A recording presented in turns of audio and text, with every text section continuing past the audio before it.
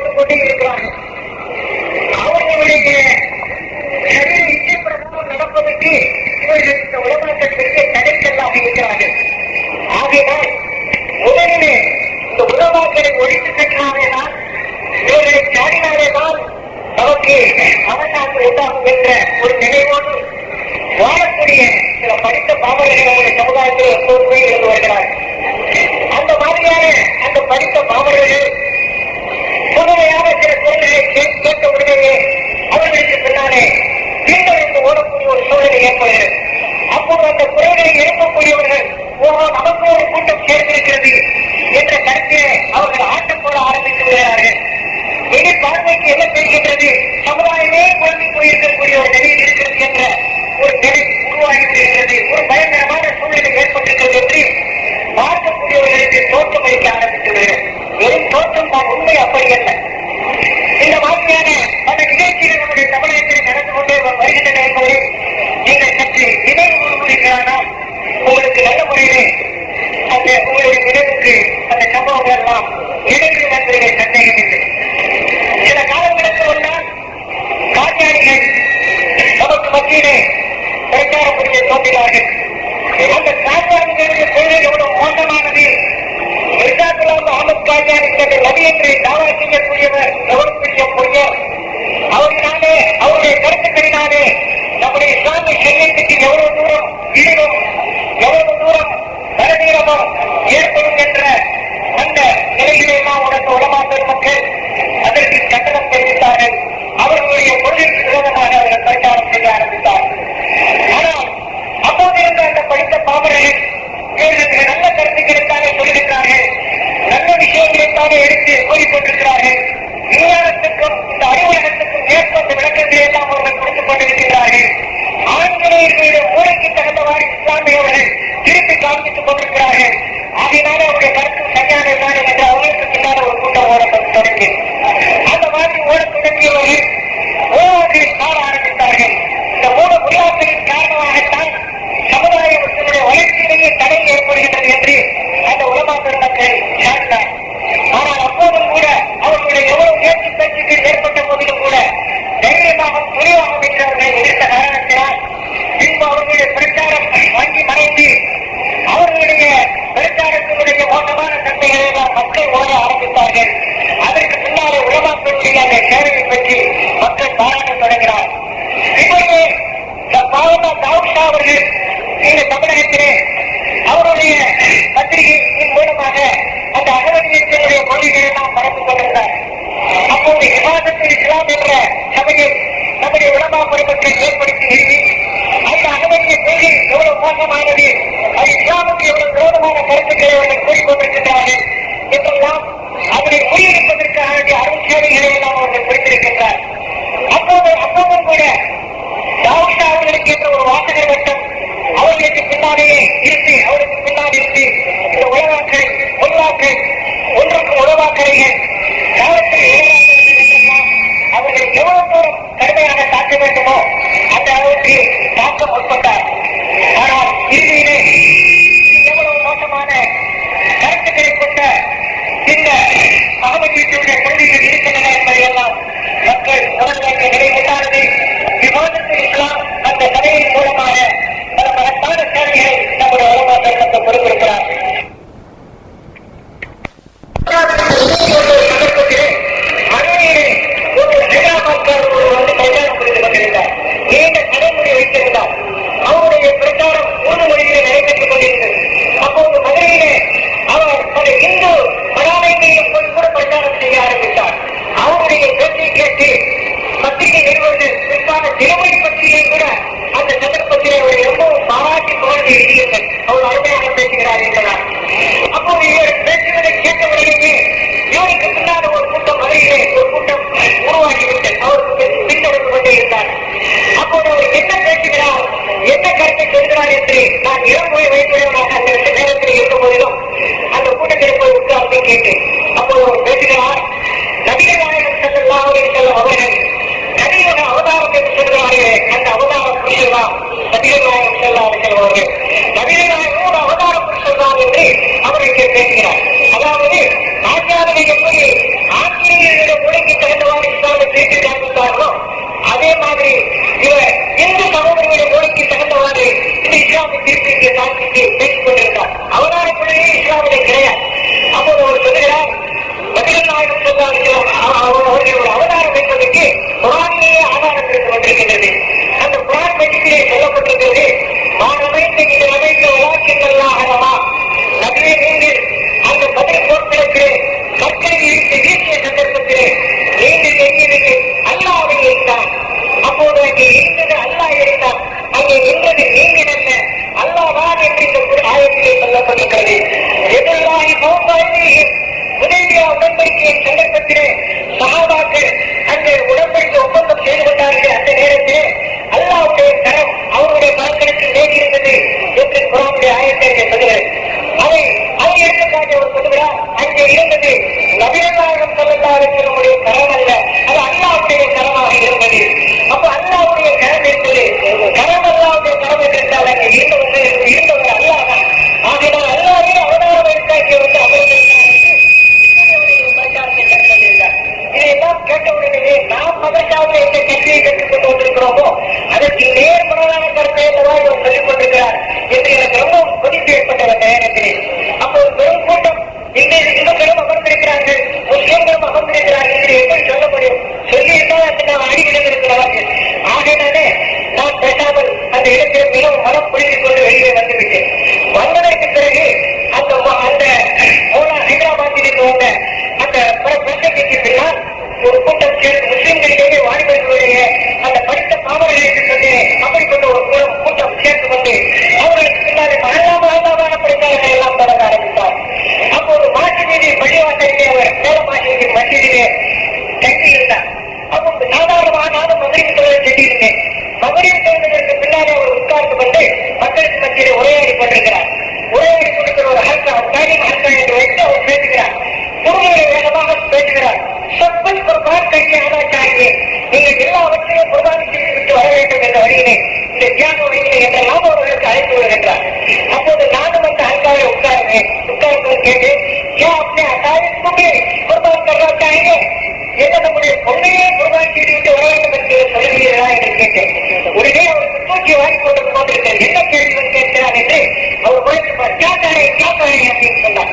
அப்ப அவரை கேட்டு இருக்கிறார்கள். யாரும் இருக்கிறார்கள் பார்த்துட்டு என்ன அதுக்கு நீங்க வந்து பேச வருகிறது நீ ஏதாவது காண ஆரம்பித்தார். பார்த்தா அவர் பக்கத்து ஆட்சி சேர்ந்திருக்கு. நான் தனிமையாக இருந்து கொண்டிருக்கிறேன். இருந்தாலும் அந்த முத்தவரி சார் இருந்த முத்தவரி சாரும் ஈமாந்தாய் அவர் சொன்னார், பெரிய மனிதன் நேரம் இப்ராஹிம் என்பவர். அவர் சொன்னார், என்ன நீங்க அதிர்ந்து பார்த்து நீங்க சார ஆரம்பிக்கிறீங்க?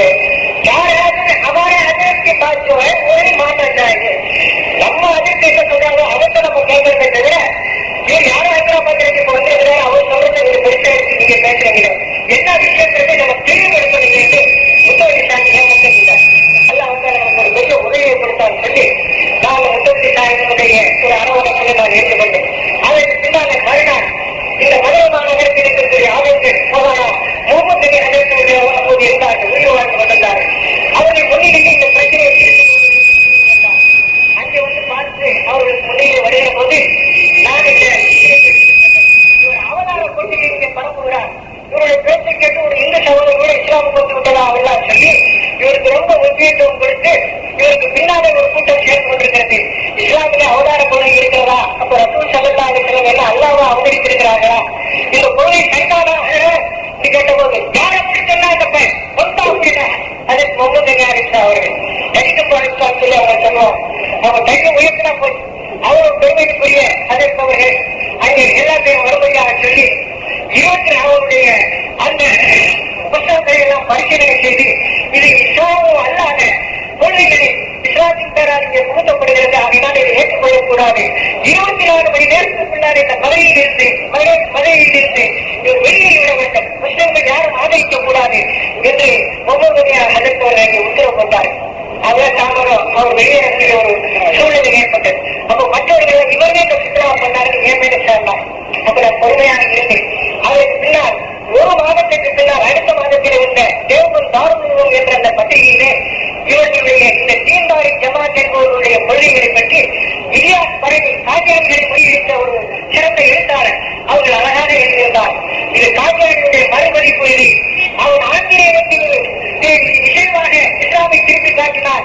இதை இந்துக்களுக்கு இந்து மதத்திற்கு இசைவாக இஸ்லாமை திருப்பி காட்டுகிறான். முஸ்லிம்கள் எச்சரிக்கையாக இருக்க வேண்டும் என்று மிக அழகாக அதில் எழுதியிருந்தார்.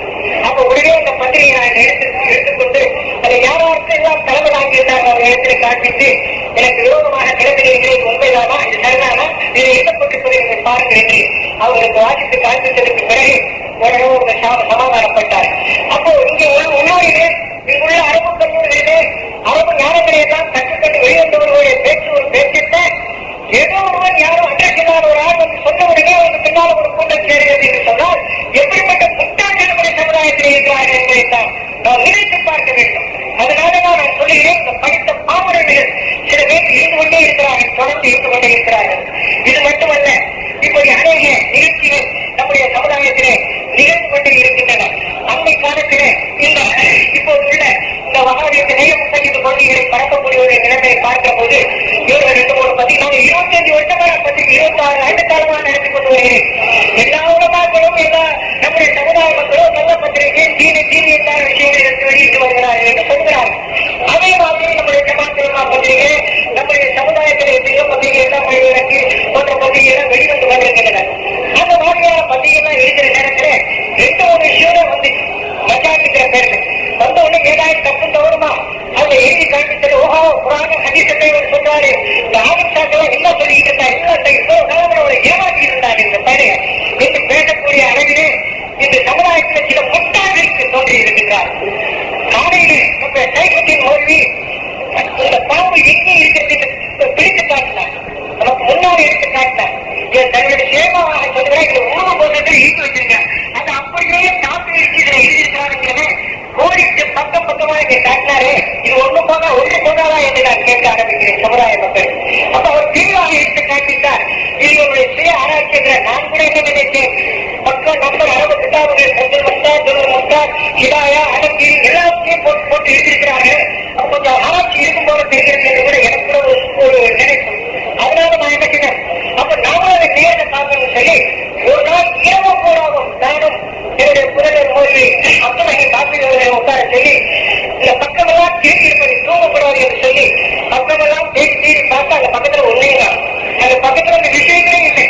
ஏன் சொன்னா அந்த காலையில சொன்னது போல அந்த உணவு புத்தகத்தில் இருந்த விஷயத்தை எழுதியிருக்கிறார். அந்த அரபு கிட்டாவுக்கு அந்த பக்கத்துல அந்த விஷயங்கள்லாம் கிடையாது. இருந்தாலும் வேறு பக்கத்திற்கு அந்த விஷயங்கள் எழுதப்பட்டிருக்கின்றன என்றாலும் அந்த விஷயங்களை எப்படி இவர்கள் கொடுத்திருக்கிறார்கள் சொன்னா சாதாரணமா சொல்லுவாங்க சலாத்த வாழ்த்து சுகாரா என்று குரானோட ஆயத்து இருக்கு. நீங்க துளைக்கு நெருங்காதீங்க, குரானே துளைக்கு நெருங்காதேன்னு சொல்லி தொழிலாளே சொல்லியிருக்கு குரானே ஒருத்தர் சொன்னாங்க.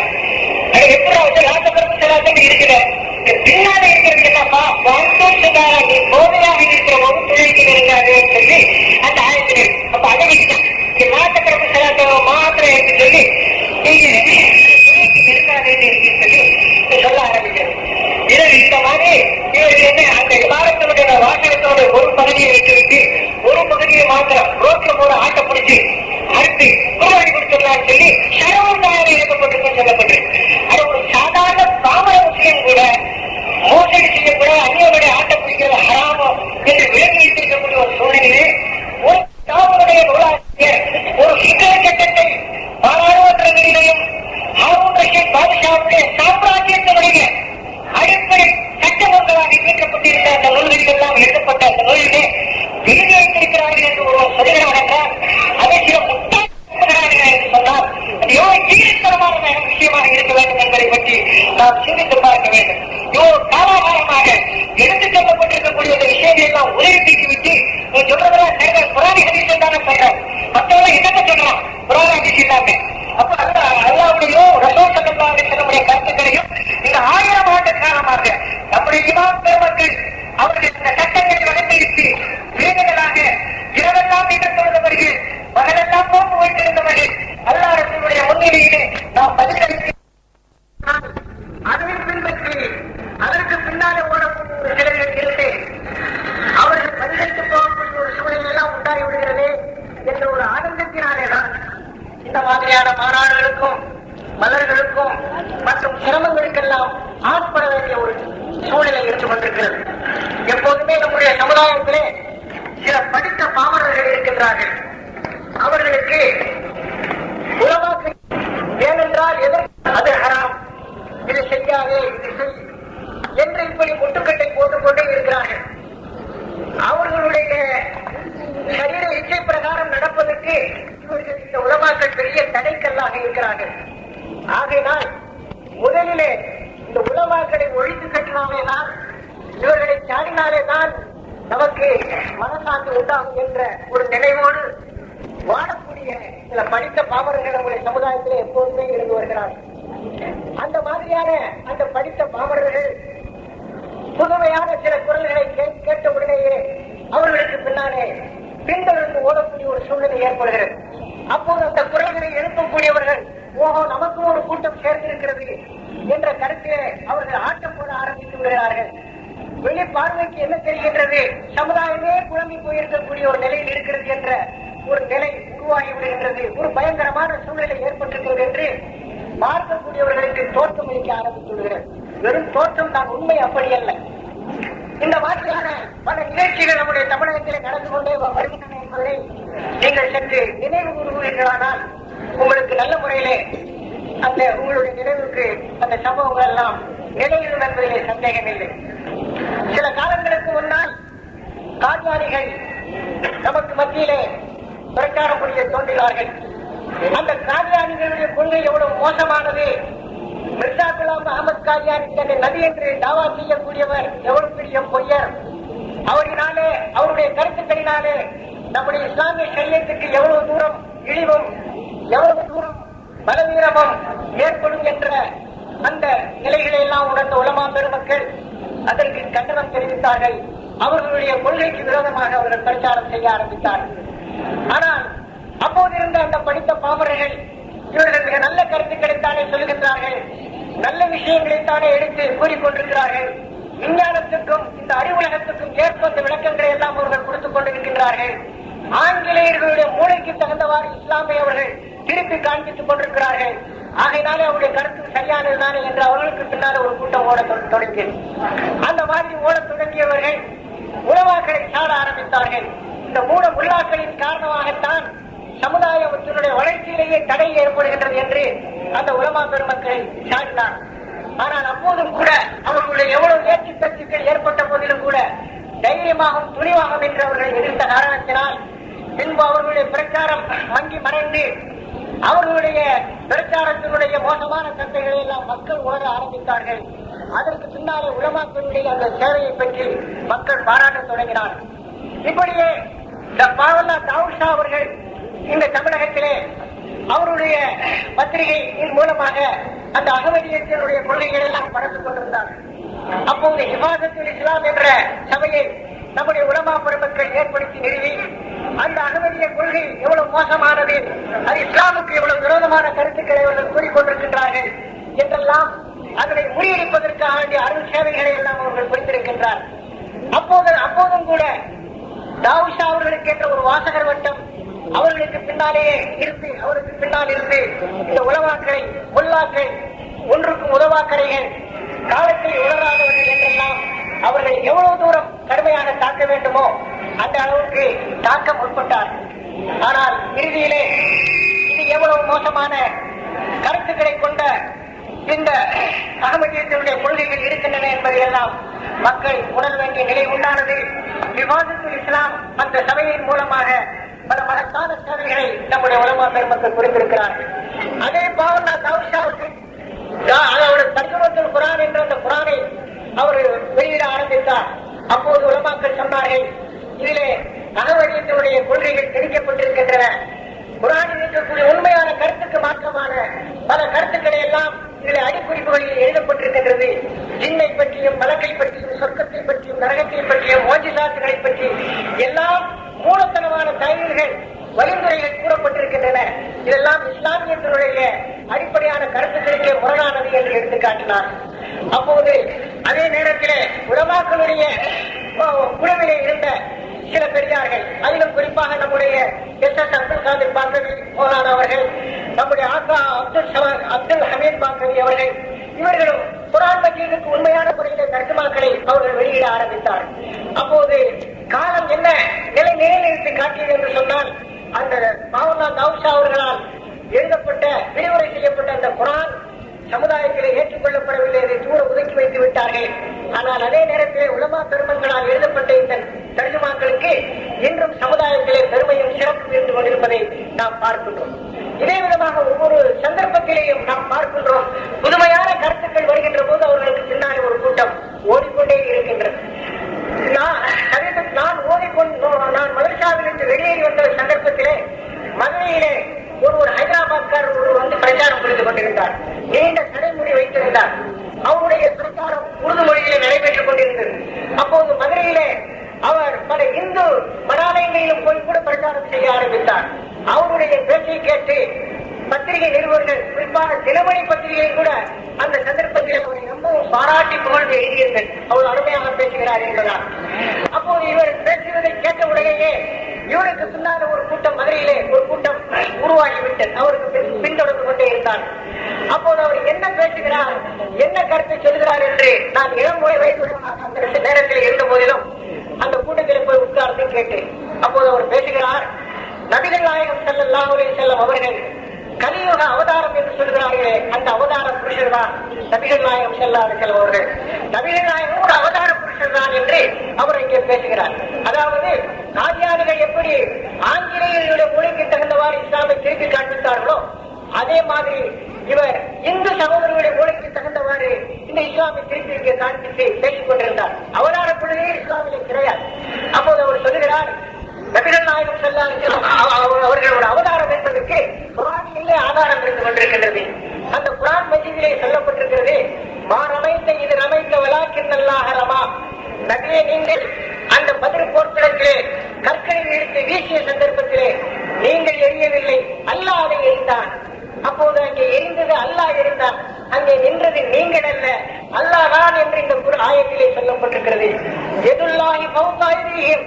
ஹுதைபியா உடன்படிக்கையின் சந்தர்ப்பத்திலே சஹாபாக்கள் அங்கே உடன்படிக்கை ஒப்பந்தம் செய்து கொண்டார்களே, அந்த நேரத்திலே அல்லாஹ்வுடைய கரம் அவருடைய கரங்களுக்கு மேல் இருந்தது என்று குர்ஆனுடைய ஆயத்தை சொல்லுகிறது. அதை எடுத்துக்காட்டி அவர் சொல்லுகிறார், அங்கே இருந்தது நபிகள் நாயகம் ஸல்லல்லாஹு அலைஹி வஸல்லம் கரம் அல்ல, அது அல்லாஹ்வுடைய கரமாக இருந்தது. அப்போ அல்லாஹ்வுடைய கரம் இருந்தது. கரம் அல்லாஹ்வுடைய கரம் என்றிருந்தால் அங்கே இருந்தவர் அல்லாஹ் தான். ஆகையினால் அல்லாஹ்வே அவதாரம் எடுத்து அங்கே வந்து அமர்ந்திருந்தார் என்று இப்போது அவருடைய பிரச்சாரத்தை மேற்கொண்டிருந்தார். இதையெல்லாம் கேட்டவுடனேயே நாம் மதரசாவில் எந்த கல்வியை கற்றுக்கொண்டு வந்திருக்கிறோமோ அதற்கு நேர்முறையான கருத்தை அல்லவா இவர் சொல்லிக் கொண்டிருக்கிறார் என்று எனக்கு ரொம்பவும் கொதிப்பு ஏற்பட்டது அந்த நேரத்திலே. அப்போது பெரும் கூட்டம் இந்துக்களும் அமர்ந்திருக்கிறார்கள், முஸ்லிம்களும் அமர்ந்திருக்கிறார்கள் என்று எப்படி சொல்ல முடியும்? சொல்லி இருந்தாலும் நான் அடி விழுந்திருக்கிறவன். ஆகையினாலே நான் பேசாமல் அந்த இடத்தில் மிகவும் மனம் புரிந்து கொண்டு வெளியே வந்துவிட்டேன். வந்ததற்கு பிறகு அந்த மோலா ஹைதராபாத்திலிருந்து வந்த அந்த பிரசங்கிக்கு பின்னால் ஒரு கூட்டம் சேர்ந்து முஸ்லிம்களிலேயே வாலிபர்களுடைய அந்த படித்த பாமர்களுக்கு சொன்னேன், அப்படிப்பட்ட ஒரு கூட்டம் சேர்ந்து கொண்டு அவர்களுக்கு பின்னாலே மஹல்லாவாக பிரச்சாரங்கள் எல்லாம் தொடங்க ஆரம்பித்தார். அப்போது மாசிவீதி பள்ளிவாசலிலே அவர் மேல மாசிவீதி மசீதிலே தங்கி இருந்தார். அப்போ சாதாரணமாக நானும் மகரிவி தொழுகை சென்றிருந்தேன். மகரிவி தொழுவதற்கு பின்னாலே அவர் உட்கார்ந்து கொண்டு மக்களுக்கு மத்தியிலே உரையாடி கொண்டிருக்கிறார். உரையாடி கொண்டிருக்கிற ஒரு ஹல்கா என்று வைத்து அவர் பேசுகிறார். உருதுகளை வேகமாக பேசுகிறார். சப்குச் குர்பான் கட்சி ஆனா சாகியே, நீங்கள் எல்லாவற்றையும் குர்பானி செய்து விட்டு வர வேண்டும் என்ற வழியிலே, இந்த தியாக வழியிலே என்றெல்லாம் அவர்களுக்கு அழைத்து விடுகின்றார். அப்போது நானும் அந்த ஹல்காவை உட்கார்ந்து கேட்டேன், क्या अपने अकायद को भी कुर्बान करना चाहिए? என்ன நம்முடைய கொள்கையை குர்பான் செய்து விட்டு வர வேண்டும் என்று நீங்கள் சொல்கிறீர்களா என்று கேட்டேன். உடனே அவருக்கு தூக்கி வாரி போட்டது கொண்டிருக்கிறது. என்ன கேள்வி கேட்கிறார் என்று அவர் முறைத்துப்பார். காக்காரே அப்படின்னு சொன்னார். அப்ப அவரை சேர்ந்திருந்தவர்கள் இருக்கிறார்கள். காகத்திற்கு பார்த்திருக்கேன், என்ன அதற்கு நீங்க வந்து பேச வர்றது ஏன் மேல சேர ஆரம்பித்தார். பார்த்தா அவருக்கு தந்து ஆள் சேர்ந்திருக்கு. நான் தனிமையாக இருந்து கொண்டிருக்கிறேன். இருந்தாலும் அந்த முத்தவலி சாஹிப் ஈமான்தாரி அவர் சொன்னார், பெரிய மனிதர் நேமத் இப்ராஹிம் பாய் என்பவர்கள். அவர் சொன்னார், என்ன நீங்க அதற்கு பார்த்து நீங்க சார ஆரம்பிக்கிறீங்க? हमारे हजरत की बात जो है वही मानना चाहिए. நம்ம அதற்கு என்ன சொல்றாங்களோ அதற்கு நம்ம கேட்கணுமே தவிர, இவர் யாரோ ஹைதராபாத் இப்ப வந்திருக்கிறாரு, அவர் சொல்றது நீங்க பெருசா எடுத்து நீங்க பேசுறீங்களே, என்ன விஷயங்கிறது நம்ம தெளிவுபடுத்தணும் என்று முத்தவல்லி சாஹிப் ஏற்பட்டு நீங்க அல்லாஹ் நமக்கு ஒரு பெரிய உதவியை கொடுத்தான்னு சொல்லி நான் அந்த முத்தவல்லி சாஹிபினுடைய ஒரு அரவணைப்பில் நான் இருந்து கொண்டேன். அதற்கு பின்னாலே மறுநாள் இந்த மதுரை மாநகரத்தில் இருக்கக்கூடிய ஆஜர்கள் மௌலானா முகமது அலி ஹஜரத் அவர்கள் அப்போது இருந்தார்கள், உயிர் வாழ்ந்து முன்னிலையில் இந்த பிரச்சனையை தீர்த்துக் கொள்வது என்று முடிவுக்கு வந்தார். அங்கே வந்து பார்த்து அவர்களுக்கு முன்னிலை வருகிற போது நான் இந்த விஷயத்தை எடுத்து சொன்னேன். இவர் அவதார கொள்கையை இங்கே பரப்புகிறார். இவருடைய பேச்சை கேட்டு ஒரு இந்து சகோதரர் கூட இஸ்லாமுக்கு வந்து விட்டதா அவெல்லாம் சொல்லி இவருக்கு ரொம்ப முக்கியத்துவம் கொடுத்து இவருக்கு பின்னாலே ஒரு கூட்டம் சேர்த்து கொண்டிருக்கிறது. இஸ்லாமிலே அவதார கொள்கை இருக்கிறதா? அப்ப ரசூல் ஸல்லல்லாஹு அலைஹி வஸல்லம் என்ன அல்லாஹ்வை அவதரித்திருக்கிறார்களா?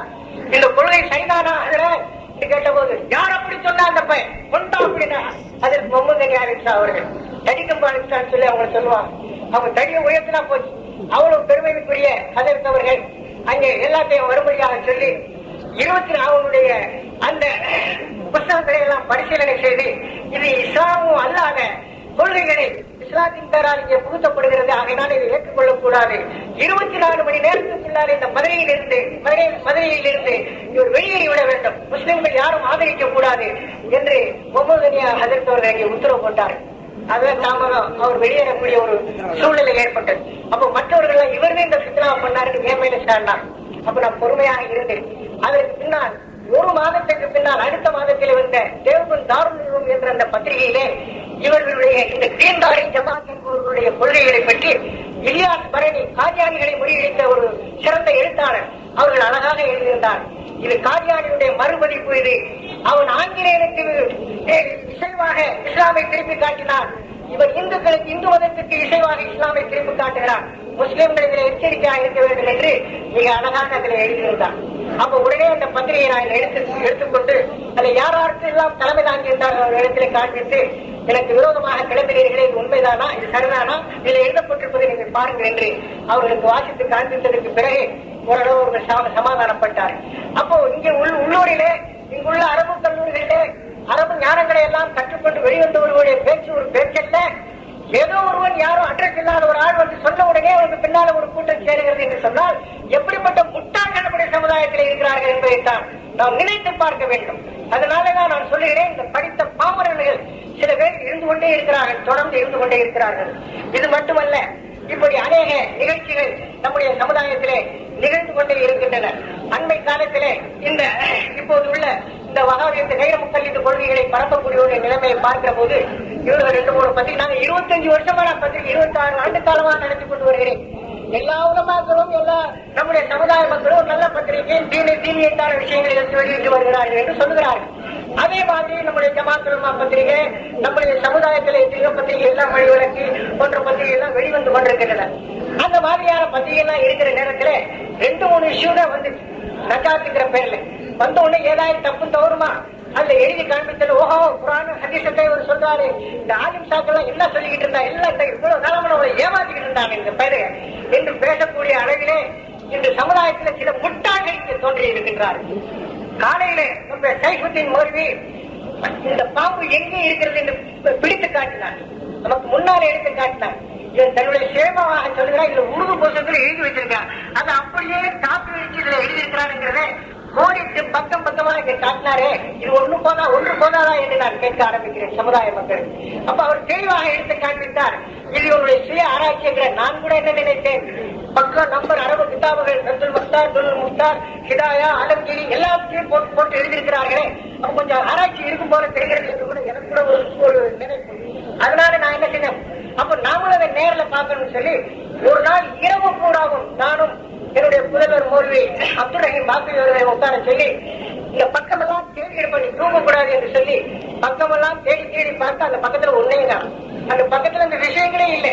ஏன்னு சொன்னா அந்த காலையில சொன்னது போல அந்த உருது புத்தகத்துல இருந்த விஷயத்தை எடுத்து இவர் எழுதியிருக்கிறார். அந்த அரபு கிதாபுல அந்த பக்கத்துல அந்த விஷயங்கள்லாம் கிடையாது.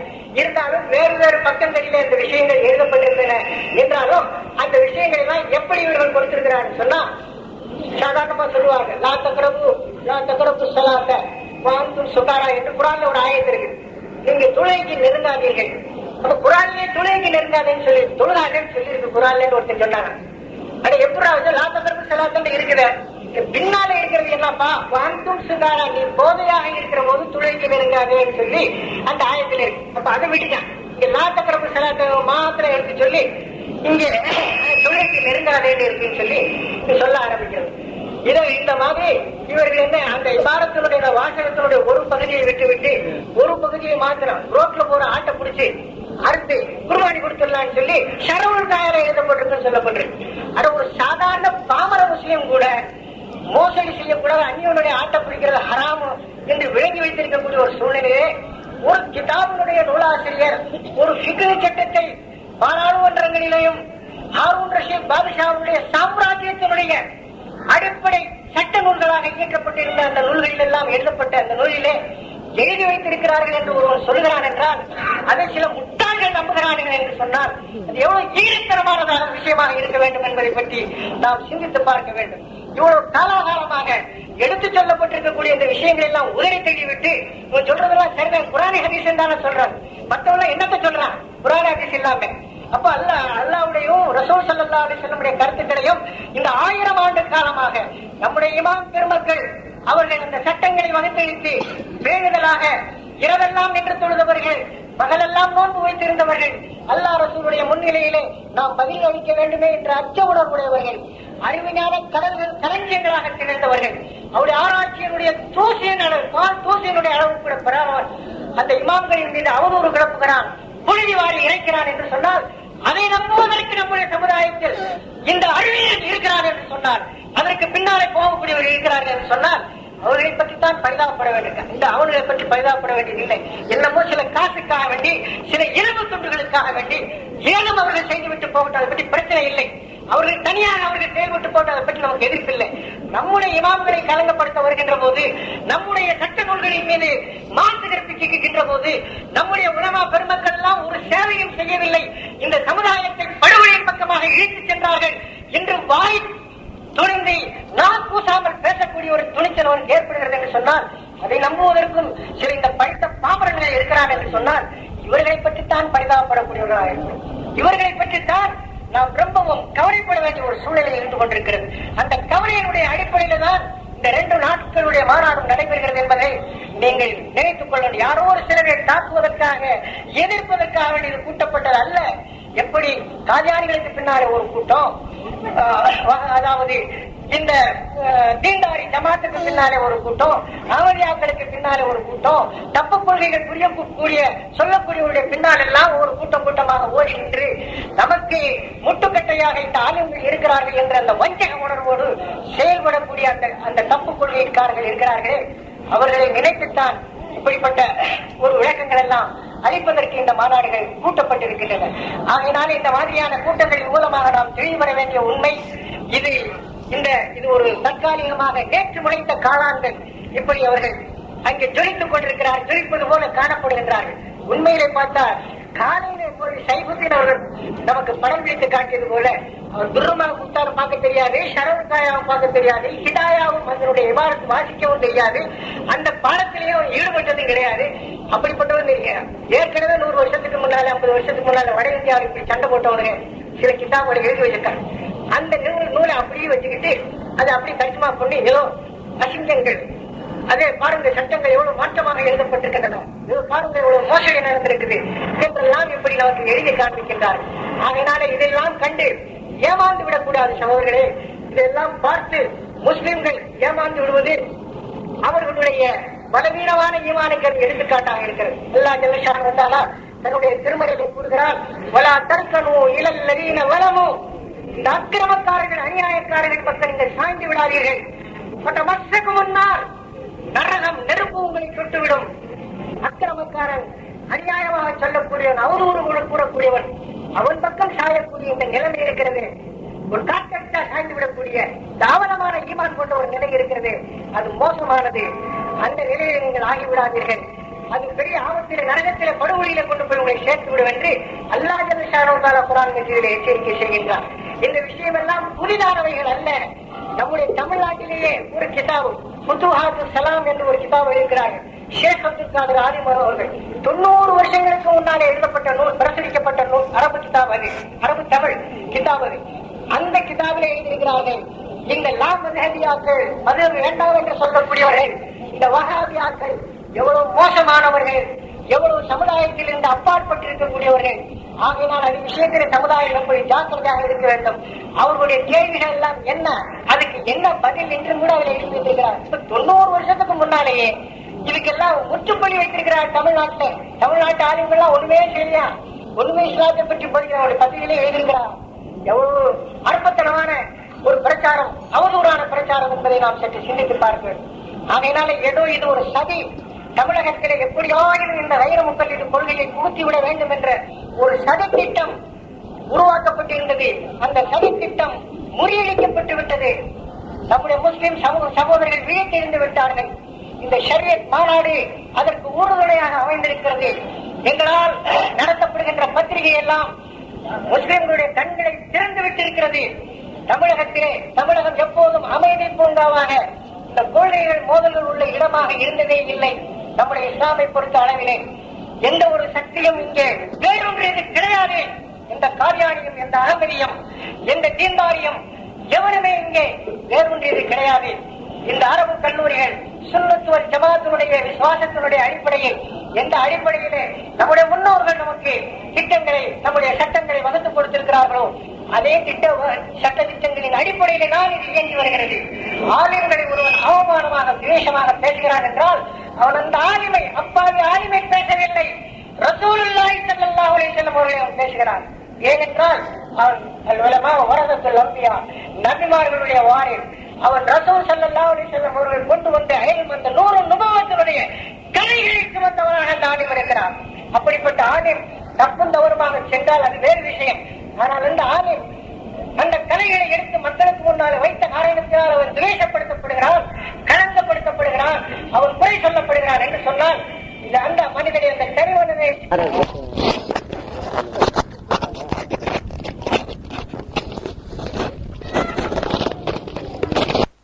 பார்க்க வேண்டும். ஆகவே அப்படிப்பட்ட மூளையுள்ளவர்கள், அப்படிப்பட்ட படித்த பாமரர்கள், அப்படிப்பட்ட இந்த ஆலிம்களுடைய துவேஷிகள் இவர்களேனும் இருப்பார்களானால் தங்களை திருத்திக் கொள்ள வேண்டும் என்று இந்த மாநாட்டின் மூலமாக நான் கேட்டுக்கொண்டு, எனக்கு இந்த ஒரு சிறு நேரம், ஆனால் எனக்கு அருமையான ஒரு தலைப்பு கொடுக்கப்பட்டது. அந்த தலைப்பிலே பேச முடியவில்லையே என்ற ஆதங்கம் எனக்கு இருக்கிறது. இருந்தாலும் உங்களுக்கு முதலில் நான் எப்போதும் பேசிக்கொள்வேன். ஆனால் அல்லாஹ் ஜல்ல ஷானஹு நம்மை நேரான வழியில செலுத்துவதற்குள்ள தௌஃபீக்கை நமக்கு தந்திட வேண்டும் என்ற துஆவோடும், இங்கே இவ்வளவு பெரிய பெரிய உலமாக்கள் எல்லாம் கூடி எந்த விளக்கங்களை நமக்கு கொடுத்தார்களோ அந்த விளக்கங்களை நீங்கள் தூக்கிச்சு வந்து உங்களுடைய மஸ்ஜிதிலே, மஹல்லாக்களிலே, உங்களுடைய கிணற்றிலே, உங்களுடைய பகுதிகளில் எல்லாம் இதனை பரப்பக்கூடியவர்களாக நீங்கள் மாற வேண்டும் என்று கேட்டுக்கொண்டு நான் விடைபெறுகிறேன். வாஹிர் தாவானா அல்ஹம்துலில்லாஹி ரப்பில் ஆலமீன். அஸ்ஸலாமு அலைக்கும் வரஹ்மத்துல்லாஹி வபரகாத்துஹு. இதுவரை தாங்கள்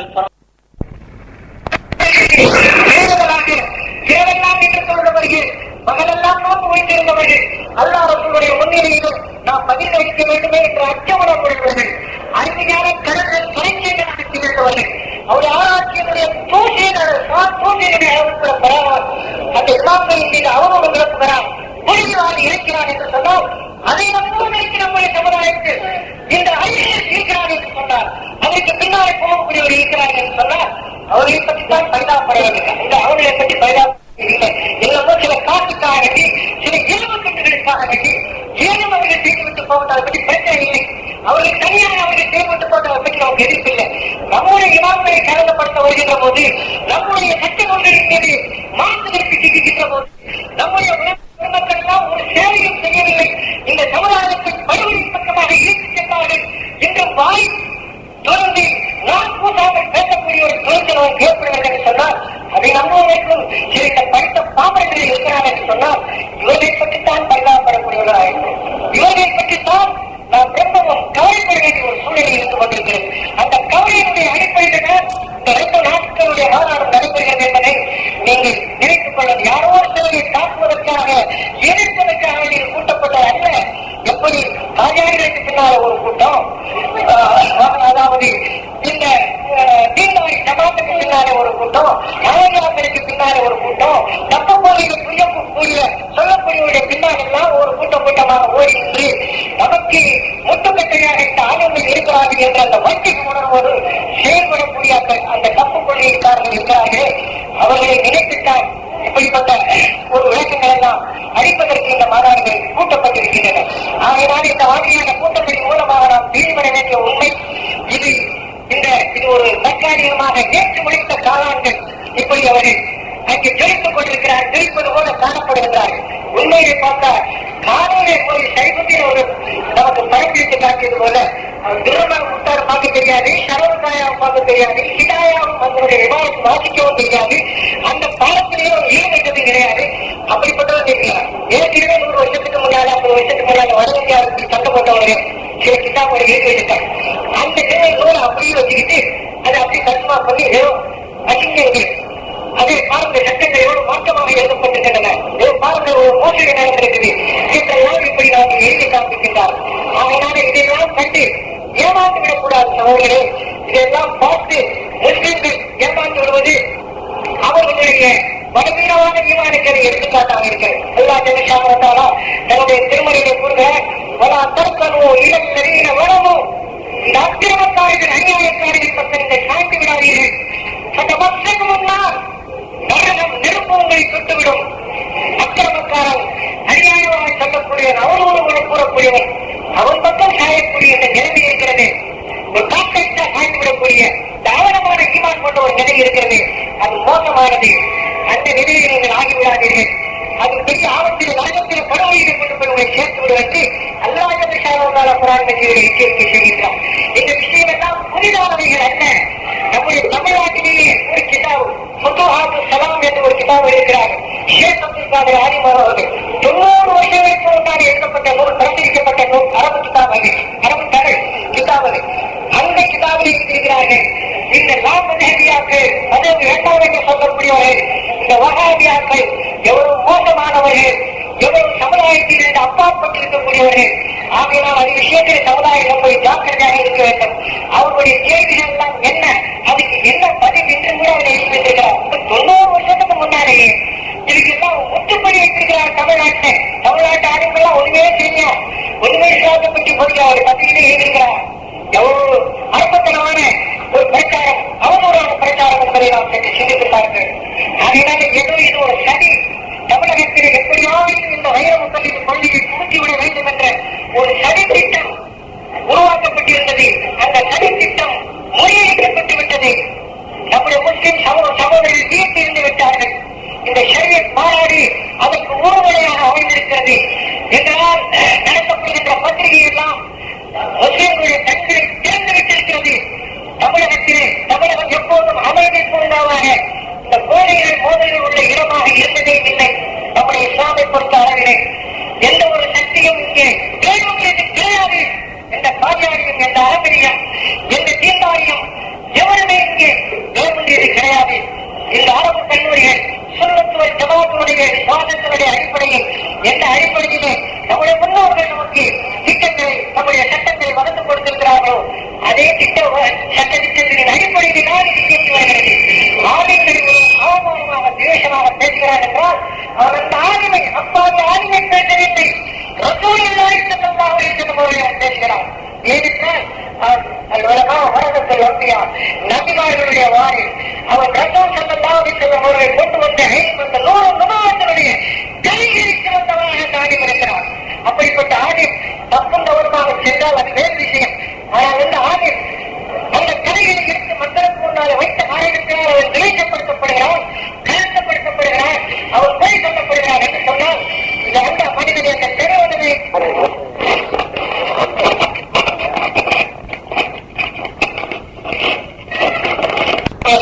ஆகவே அப்படிப்பட்ட மூளையுள்ளவர்கள், அப்படிப்பட்ட படித்த பாமரர்கள், அப்படிப்பட்ட இந்த ஆளுங்களுடைய முயற்சிகள் இவர்களோடு இருப்பார்கள் தன்னை தீர்த்துக் கொள்ள வேண்டும் என்று இந்த மாநாட்டின் மூலமாக நான் கேட்டுக்கொண்டு எனக்கு இந்த ஒரு சிறுநேரம், ஆனால் எனக்கு அருமையான ஒரு தலைப்பு கொடுக்கப்பட்டது.